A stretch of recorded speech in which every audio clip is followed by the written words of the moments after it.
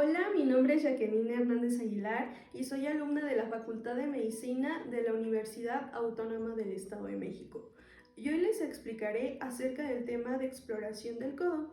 Este consta de la inspección, palpación de los huesos, palpación de los tejidos blandos, arcos de movilidad y por último tenemos la exploración neurológica.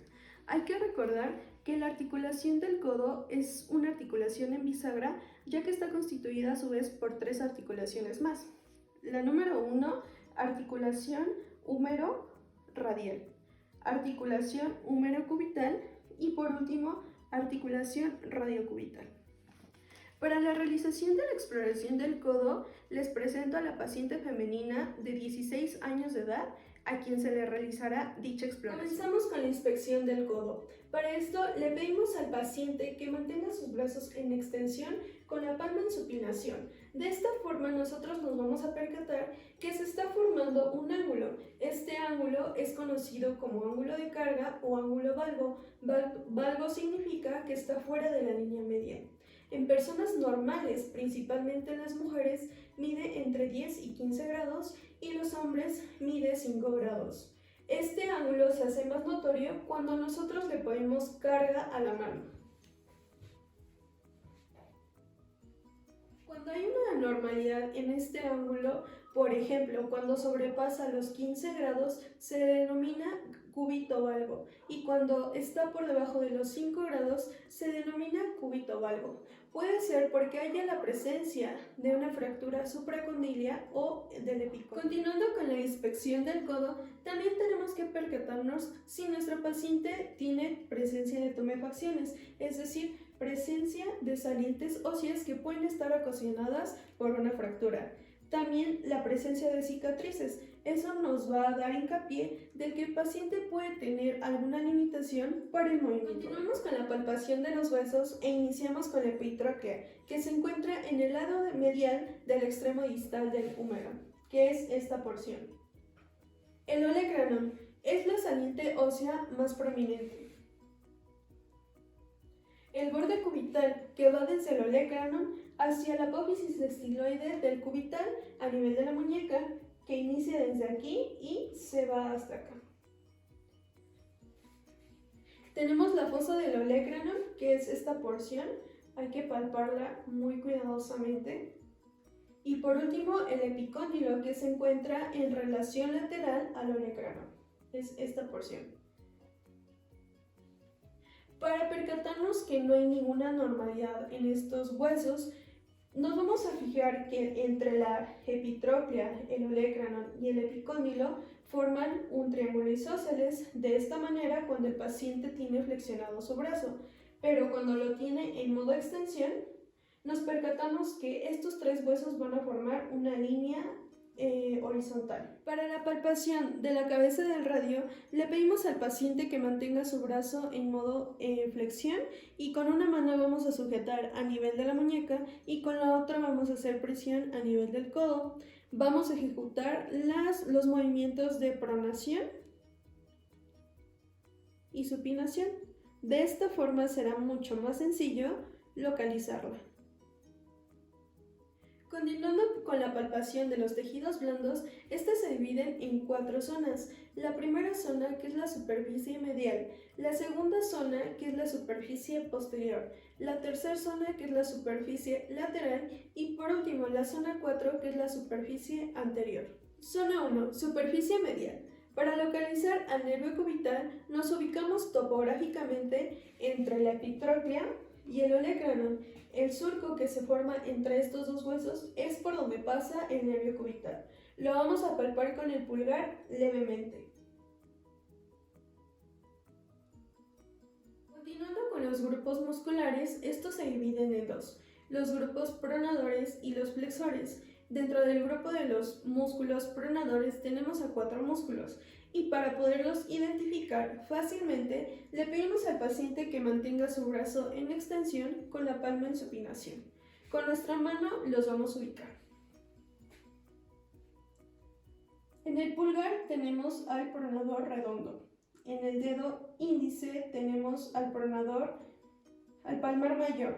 En el dedo medio tenemos al palmar menor Y por último, en el dedo anular tenemos el cubital anterior. Para ubicar al grupo de los músculos flexores, le pedimos al paciente que mantenga su brazo en extensión con la palma en supinación y con nuestro dedo pulgar los vamos a ubicar. Estos grupos de músculos se encuentran en el lado medial del antebrazo.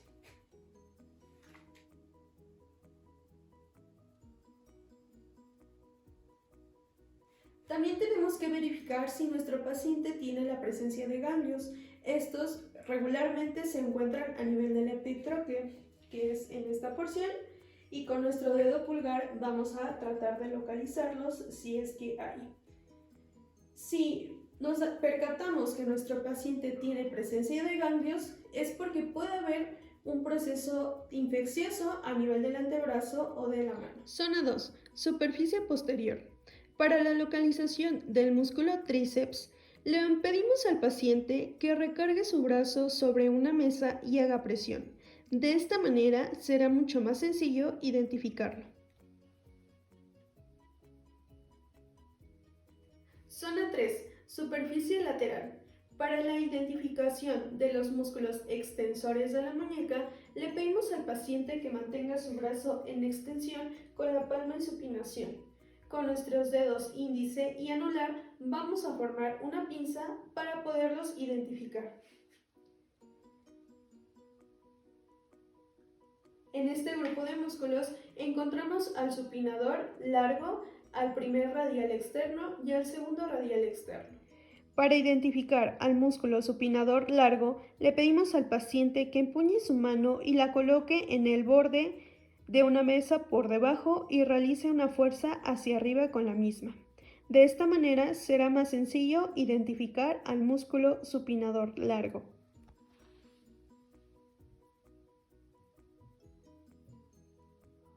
Zona 4. Superficie anterior. Aquí identificaremos al tendón del bíceps, a la arteria humeral y al nervio mediano. Para localizar al tendón del bíceps, le pedimos al paciente que empuñe su mano y la coloque por debajo del borde de una mesa y haga presión hacia arriba. De esta manera será más sencillo palpar el tendón del bíceps.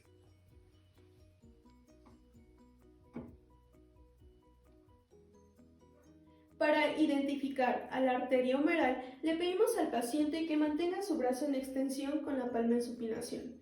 Y esta se va a localizar medial al tendón del bíceps. Y por último, para localizar al nervio mediano, este se encuentra medial a la arteria humeral.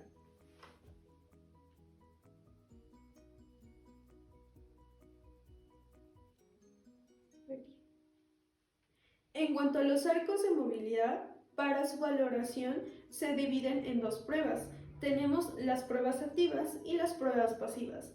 En las pruebas activas, prácticamente revelan el grado de capacidad que tiene el paciente para mover su codo sin nuestra ayuda y se dividen en cuatro: flexión, extensión, pronación y supinación. 135.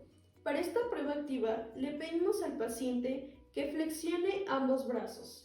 En condiciones normales, será capaz de tocarse los hombros. Segunda prueba activa, extensión 0 grados. Le pedimos al paciente que opte por esta posición primero, es en modo de flexión. Le pedimos al paciente que extienda sus brazos, ambos al mismo tiempo. En condiciones normales, el paciente será capaz de llegar hasta las pruebas activas de supinación y pronación 90 grados. Para estas pruebas, le pedimos al paciente que coloque sus brazos en flexión con el puño cerrado, a la altura de la cintura. Posteriormente, le pedimos al paciente que realice el movimiento de pronación y luego el de supinación. En condiciones normales, el paciente puede realizar estos movimientos sin ninguna dificultad. Pruebas pasivas de los arcos de movilidad. Estas pruebas se realizan cuando el paciente no fue capaz de realizar las pruebas activas y se dividen en dos: flexión y extensión, supinación y pruebas pasivas de flexión y extensión. Primero, debemos de colocar nuestra mano a nivel del codo del paciente y estabilizarlo, y con la otra mano sujetar su muñeca. Nosotros realizaremos la flexión y extensión. De esta manera nos percataremos si el paciente presenta algún bloqueo y debemos anotar el grado de limitación que tenga al momento de realizar esta prueba. Pruebas pasivas de supinación y pronación. Para estas pruebas le pedimos al paciente que coloque su brazo en modo flexión. Con una mano vamos a estabilizar su codo y con la otra vamos a fingir como si estuviéramos saludando. Vamos a hacer un pequeño apretón y vamos a realizar los movimientos de pronación y supinación. De esta manera vamos a anotar si el paciente presenta algún tipo de bloqueo y sobre todo vamos a verificar si el grado de limitación que presenta el paciente al momento de realizar esta prueba. Exploración neurológica. Pruebas musculares. 1. Flexión. El paciente mantiene su brazo flexionado a la altura de la cintura. Posteriormente le solicitamos que vaya flexionándolo lentamente. Cuando nos percatemos que ya tiene su brazo en un ángulo de 45 grados, vamos a aplicar una resistencia a favor de la gravedad. En condiciones normales, el paciente vence esa resistencia. Seguimos con la prueba de extensión. Para esto, el paciente mantiene su brazo en flexión a la altura de la cintura y le pedimos que vaya flexionando su brazo lentamente. Cuando nos percatemos que va a llegar ya a los 90 grados, aplicamos una resistencia en contra de la gravedad. En condiciones normales, el paciente debe de vencer esa resistencia. Para evaluar las pruebas musculares de pronación y supinación, el paciente debe mantener su brazo en esta posición. Con una mano vamos a colocarla a nivel de su codo y estabilizarlo, y con la otra a nivel de la parte medial. Con nuestra eminencia tenar vamos a aplicar una resistencia y le solicitamos al paciente que realice el movimiento de pronación. En condiciones normales debe vencer esta resistencia. Para evaluar la prueba de supinación, con la mano izquierda vamos a colocarla a nivel del codo del paciente y estabilizarlo. Y con la otra, con la eminencia tenar, la vamos a colocar en el lado lateral y vamos a aplicar resistencia. Le vamos a pedir al paciente que realice el movimiento de supinación. En condiciones normales, este debe de ser capaz de sobrepasar esa resistencia. En cuanto a las pruebas de los reflejos, tenemos tres.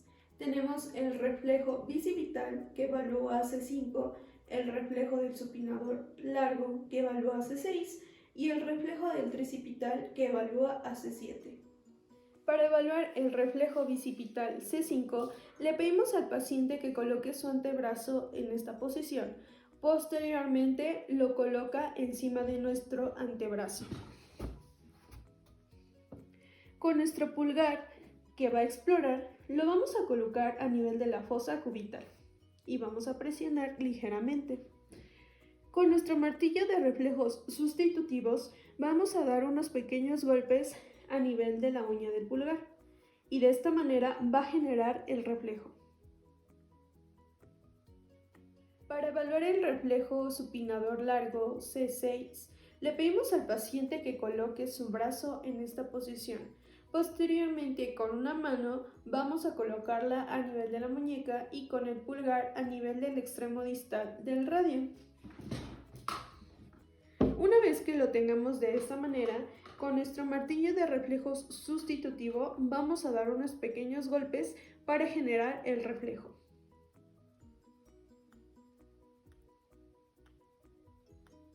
Para evaluar el reflejo tricipital C7, le pedimos al paciente que coloque su brazo en esta posición. Posteriormente, con la mano exploradora, la vamos a colocar a nivel del codo y con nuestro pulgar vamos a localizar la fosa del olecrano. Una vez localizada, vamos a golpear con el martillo de reflejo sustitutivo en nuestra uña del pulgar. Y de esta forma se va a generar el reflejo.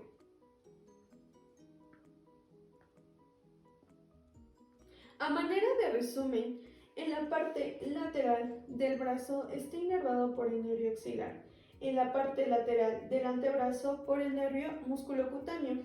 En la parte medial del antebrazo está inervado por el nervio braquial cutáneo interno y en la parte medial del brazo está inervada por el nervio accesorio. Para evaluar la prueba de estabilidad ligamentaria, le pedimos al paciente que coloque su brazo en extensión con la palma en supinación y con una mano vamos a colocarla a nivel del antebrazo y con la otra a nivel de la muñeca. De esta forma vamos a realizar un movimiento valgo, es decir, hacia afuera. Y posteriormente cambiamos el orden de las manos para realizar una presión hacia adentro. Y de esta manera se va a evaluar esta prueba. El signo del túnel. Este sirve para despertar sensibilidad en los neuromas que existen en los nervios. De esta manera le pedimos al paciente que coloque su brazo en modo extensión. Con una mano vamos a sujetar su muñeca y con la otra mano, es decir, con el dedo índice, vamos a golpear en la fosa que se encuentra entre la epitróclea y el epicóndilo.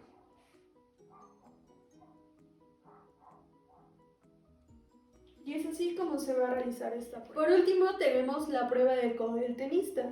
Le pedimos al paciente que mantenga su brazo en esta posición y que posteriormente empuñe su muñeca.